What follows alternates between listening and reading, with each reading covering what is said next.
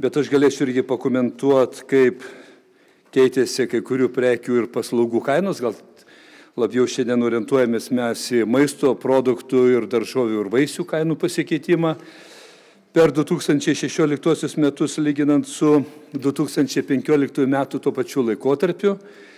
Tai jeigu kalbėsim apie tam tikrų maistų produktų atskirus pavadinimus, tai matom, kad brango 2016 metų pirmajame ketvirtyje, lyginant, kaip sakiau, su 2015 metų pirmojo ketvirčiu labiausiai užšaldytos jūros gėrybės virš 12%, po to užšaldytas žuvis 6,8%. Tai mėsos produktai, jeigu kalbėt, kurie yra gaminami mūsų perdirbėjų ir kurie yra tiekiami į prekybos 5 centrus, čia mes analizę darėm 5 prekybos centruose pagal institucijų kai kurių ir tarnybų pateiktą informaciją ir turimą informaciją, tai galima pasakyti, kad pieno produktų ir mėsos produktų kainos truputį yra sumažėję. Bet jeigu kalbėsime apie vaisių ir daržovių kainų pokyčius, tai daržovių kainos augo vidutiniškai, aš kalbu, beveik 10%, bet jeigu pagal kai kurias pavadinimus atskirus, pavyzdžiui, svogūnų kainos augimas netgi pirmajame ketvirtyje šių metų buvo 70%. Saldžiosios paprikos virš 35%, česnakų virš 40%. Ir, aišku, diskutavom, kas tokių kainų augimui turėjo įtaką, kas svarbiausia. Kai kurie bandė kažkas kalbėti, kad tai yra susijęta su eurų įvedimu, tai galiu drąsiai šiandien pasakyti, ne vienas iš dalyvavusių specialistų tokio argumentų neįsakė, netgi Lietuvos banko valdybos pirmininko pavaduotojas, kurio čia nematau. Ir kodėl nesusijęta su euru? Todėl, kad tose valstybėse, iš kurių, pavyzdžiui, jeigu ir kalbėsim, buvo importuojamos prekės, tai faktiškai buvo atsiskaitoma eurais.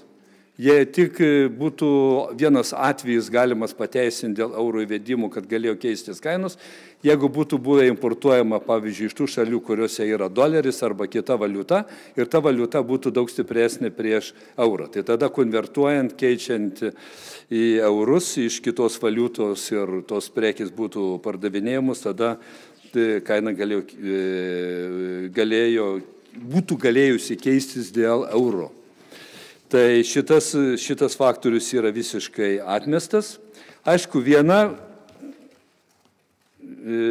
tokia priežastis, dėl ko kai kurių prekių kainos keičiasi pagal mūsų turimą informaciją. Ir turimą informaciją, kokia buvo apyvarta 5 prekybos centruose. Reikia pasakyti, kad 16 metų pirmajame ketvirtyje mažmeninė apyvarta išaugo 10,6%, lyginant su 2015 metų pirmojų ketvirčiu. Bet labai svarbu yra pirkimo ir pardavimo skirtumas tarp kainų, tai paprastai, liaudiškai ir suprantamai pasakius. Bet čia negalima lyginti praeitų metų pirmo ketvirčio turimų skaičių su 16 metų pirmo ketvirčiu. Bet jeigu mes palyginsim, kaip kaina keitėsi 1 euro apyvartos arba gaunamo 1 euro, tai pirmajame ketvirtyje palyginsim su 15 metų pirmojų ketvirčiu, aš galimai darau išvadą, kad antkainis 16 metų pirmajame ketvirtyje, bet čia negaliu pasakyti ar maisto produktų, ar daržovių ir vaisių, čia mes kalbam apie visą mažmeninę apyvartą, antkainis yra didesnis lyginant 16 metų pirmajame ketvirtyje, lyginant su 15 metų pirmojų ketvirčiu. Bet mes esam dabar pavedę mokesčių inspekcijai, kad jie tiesiog vykdytų tam tikrą stebėseną pagal atskiras, gal taip pasakyčiau, prekių grupės atskiras prekių grupės, taip pat geranoriškai susitarta ir su konkurencijos taryba, vadovaujantis įstatymais, kad tam tikrus, tikriausiai pasakys vadovas, aš manau, pats, kokius darbus artimiausių metų atliks. Matėmės ir tai, ką pasakysiu, galbūt nebus naujiena. Premjeras apžvelgė visą mūsų susitikimą, bet be abejo daug buvo institucijos atstovų ir aš pasakysiu tik tai, kiek susijęs su konkurencijos tarybos veikla. Konkurencijos taryba nuosekliai sako, kad geriausias dalykas, kuris varžo pardavėjus nekelti kainų, yra konkurencija. O konkurenciją kuria konkurentai, ne konkurencijos institucijos, ne konkurencijos taryba. Ką daro konkurencijos taryba, ką darė ir tikrai darysime, tą noriu užtikrinti visus. Jeigu mes matysime konkurencijos pažeidimų, mes juos tirsime ir už tai bausime. Ir mes turime istoriją, mes turime savo CV, kuris tą parodo, kad taip mes ir elgiamės. Tai yra paskutinės, sakykime, mūsų bylos tiek susijusios su Maxima ir Mantinga, kur buvo susitarimas dėl minimalių kainų, nemažinti kainų vartotojams, tiek ir kino teatrų susitarimas dėl aukštų kino teatro bilietų kainų, tiek ir susitarimas tarp Vilniaus energijos ir Bionovuso, dėl kurio šilumos kainos galimai vartotojams buvo didesnės. Mes tokius tyrimus darome, mes juos ir toliau darysime, jeigu matysime, kad kainos rinkoje įvairių prekių, nes mes esame atsakingi už visą rinką, ne tik už nelaimingą kalafiorą, kuriam tai teko garbė tai pasižymėti. Tai mes esame atsakingi už visą rinką ir jeigu matysime, kad kažkur tai vyksta judėjimas kainų neadekvatus rinkos sąlygoms, mes tą darysime. Aš iš karto atsiprašysiu, kad mes nebūtinai iš anksto informuosime jūs apie tai, nes tai yra tyrimas, kuris nelabai skiriasi nuo tyrimo, kurį galbūt daro prokuratūra. Mes einame į įmonės, mes atliekame, paprastai tariant, kratą, paimam informaciją, vertiname įrodymus ir tada galima nustatyti, ar įmonės, pavyzdžiui, konkurentai tarpusavėje susitarė didinti kainas. Tai natūralu, kad apie tokius tyrimus mes iš anksto nepranešame. Ir tokius tyrimus turėdami tik tai pagrįstų įtarimų, kadangi šiaip ūkio subjektų tirti vardan įdomumo mes negalime ir tokias bylas iš karto mes pralaimėtumėm teisme. Bet žinoma, kaip mes ir praeitie darėm, taip ir dabar darysime, turėdami įtarimų. Ir aš kviečiu visus, kurie turi tokių pagrįstų įtarimų, ateiti pas mus, tyliai ateiti, ne viešai sakyti, pasidalinti, mes vertinsime ir jeigu pažeidimą įtarsime, mes tokį tyrimą atliksime. Tai visą tai aš pasakiau ir premjero, ir kitiems pasitarimo dalyviams. Jeigu būtų klausimus, esu pasiruošęs atsakyti. O ar yra daug tokių šalių, kad, pavyzdžiui, 5 prekybos tinklai, kiek jūs skaičiuojate užima rinkos, 70 ar daugiau procentų? Tokių šalių be abejo, kad yra. Tiesą pasakius, Lietuvoje, kaip tokia mažoje šalyje, prekybos tinklų yra ganėtinai daug. Ir tai, kad ateina dar vienas ir žinomas kaip mažų kainų prekybos tinklas, tai yra gera naujiena, nes tai gali išjudinti dabartinę nusistovėjusią padėtį, bet tinklų pas mus tikrai yra ganėtinai daug ir tai yra geras ženklas. Jeigu jūs klausite, kodėl nėra mažų parduotuvių, tai yra istorinės labai paprastos priežastys, nes jeigu mes žiūrime senesnės rinkos ekonomikos valstybės, tai tose valstybėse mažos parduotuvės atsirado prieš šimtmečius. Prekybos tinklai yra santykinai naujas fenomenas, kelių dešimčių metų senumo. Tai ten tos parduotuvės egzistavo visą laiką ir jas tik prekybos tinklai pradėjo po truputėlį stumti, kadangi jie turi kitą mastą, kitą prekybos formą, visai kitokią verslo koncepciją, bet jos išliko. Tuo tarpu Lietuvoje sovietiniu laikotarpiu privataus verslo iš viso nebuvo. Mažos parduotuvės vos tik atsirado, bet jau tuo metu pasaulyje egzistavo ir Lietuva greitai atėjo prekybos centrai. Ir prekybos centrų verslo modelis buvo efektyvesnis. Ir kainos, kurias vartotojai moka, dažniausiai, aišku, būna išimčių, yra mažesnės prekybos centruose negu mažoje parduotuvėje. Tas yra suprantama, nes maža parduotuvė negali pasiekti tokio masto. Jis negali pirkti už labai geras kainas iš tiekėjų ir atitinkamai, norėdama išgyventi, neturi kažkiek užsidėti. Todėl mažos parduotuvės dažniausiai gali sėkmingai konkuruoti, jeigu pardavinėja kažkas ypatingas prekes, kurių vartotojas nenori važiuoti pirkti didelę parduotuvę arba jų ten net nesitikė rasti. Tai tokios parduotuvės be abejo gali klestėti, bet parduotuvės mažos, kurios konkuruotų su prekybos tinklais dėl tų pačių prekių, taip joms konkuruoti sudėtinga ir tokių parduotuvių Lietuvoje iš tiesų rinkos dalis yra nedidelė. Nes buvo pasakyta premjero, kad pirmą ketvirtį padidėjo lyginant su pernai bendras antkainių lygis mažmeninės prekybos, o kai kurių ypač išaugo. Galbūt reikėtų patikslinti, ką visgi kokia žinutė buvo pasakyta iš tos statistikos. Tai tikrai tas 50% paminėtas ne to vadinamo prekybininko dalies padidėjimas. Ten buvo įvertintas mokesčio PVM būtent sumokėjimas ir tą turėtų pakomentuoti daugiau mokesčių inspekcija, kurie tos duomenys pateikė. Iš esmės prekybininkų nuolatinė mūsų kasdieninė duona yra pateikti kiek įmanoma platesnį mūsų pirkėjams pasirinkimą tiek kainos, tiek kokybės prasme produktų. Tai vienas dalykas yra taip užtikrinama konkurencija, kuri vėlgi mes patvirtinom ir dar kartą galim patvirtinti ir jūs patys galite vertinti ir Lietuvos žmonės gali vertinti, ar jinai yra ar nėra. Čia toks daug emocinių tokių samprotavimų, bet mes turime apie 2,5 milijono gyventojų ir 5 šiuo metu tuos didžiuosius prekybos tinklus. Galbūt nereiktų maišyti su centrais, nes prekybos centrai tai čia Akropoliai, Panoramos ir panašiai. Prekybos tinklai.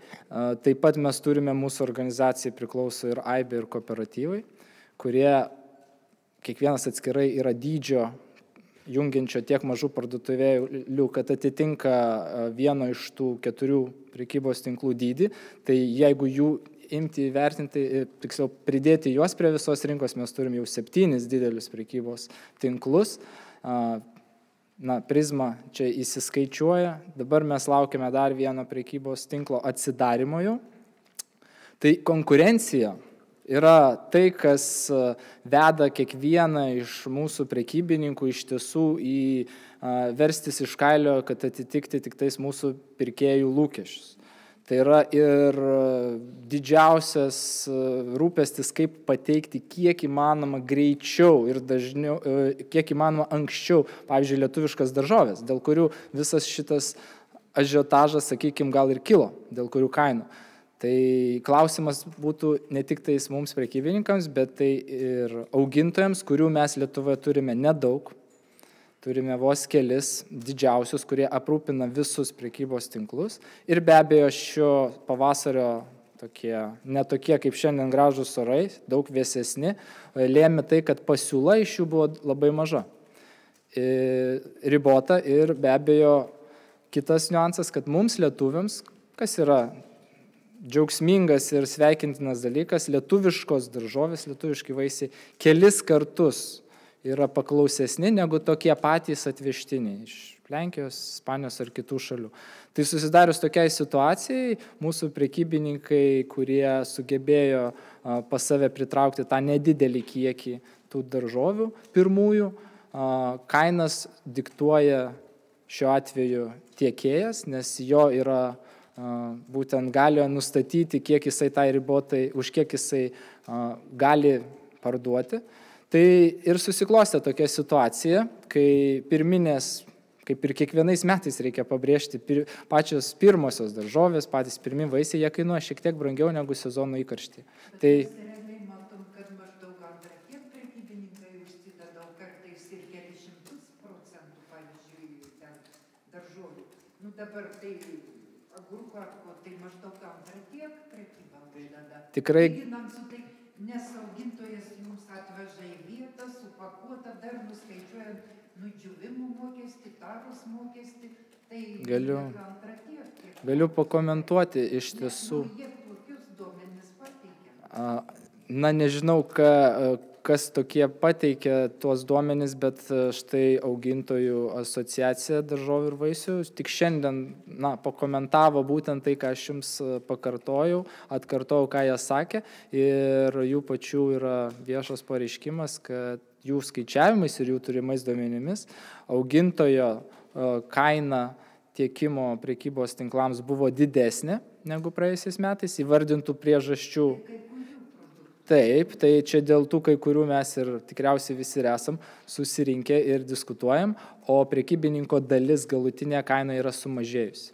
Reikia suprasti, kad pasiūlos ir paklausos santykis veikia taip, kad žmogus gali nupirkti už tiek, kiek jisai gali nupirkti. Ir pardavėjas, ir tas augintojas gali parduoti už tiek, už kiek sutinka nupirkti šitą produktą gyventojas, mūsų žmonės. Tai šios kainos šiai dienai yra tokios dėl tų objektyvių priežasčių, kaip aš ir minėjau, o sezono įkarštyje arba vasaros pabaigoje, rudenį, kai derliai yra jau nuimti, kai tų šviežių produktų lietuviškų yra daugiau, pasiūla didesnė, jie kainuos ženkliai mažiau. Šita tendencija, ko noriu pabrėžti, jinai paskutinius pasižiūrėti dešimtmečius ir išlieka tokia pati. Yra tik tais kai kurie produktai, nuo kur, pavyzdžiui, nuo Lietuvos augintojų nepriklauso, nes mes paprasčiausiai tų produktų neauginam ir tai priklauso nuo tiek, kiek mes užsienio rinkose galim juos įsigyti. Taip. Premjeras sako, kad antkainis padidėjo. Ar prekybininkai padidino antkainį kažkiek per pirmąjį ketvirtį lyginant su praėjusiu ketvirčiu? Atsakysiu šitą klausimą, vėlgi gal ne taip, kaip jums patiks, nes mes tokiais duomenimis asociacijos viduj negalim keistis, nes tai yra griežtai prieš įstatymą. Mes nežinome kainų, kurias susitarė kiekvienas prekybininkas su tiekėjais arba ūkininkais. Tačiau statistikos duomenys juos įvertina, tam yra statistikos departamentas, nes jie fiksuoja tas kainas ir jų pasikeitimus, taip pat fiksuoja kitos institucijos, kaip konkurencijos taryba, apskritai susitarimus tarp prekybininkų ir tiekėjų.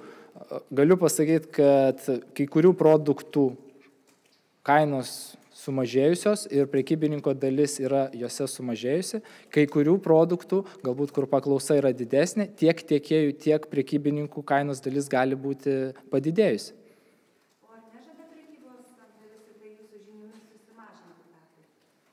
Tai kad tai vyksta kiekvieną dieną, net dažniau tikriausiai nei kartą į dieną, yra dėrybos nuolatinės su tiekėjais ir yra deramasi. Vienų produktų kainos yra iš tiesų prekybininko dalis tiek maža, kad jie jį pardavinėja į minusą, įskaičiavus savo visas kaštus. Bet tie produktai, tokie kaip, pavyzdžiui, mėsa, kiti produktai, jie yra tai, ko žmonėms reikia ir ko tu negali pas save prekybos vietoje, parduotuvėje neturėti.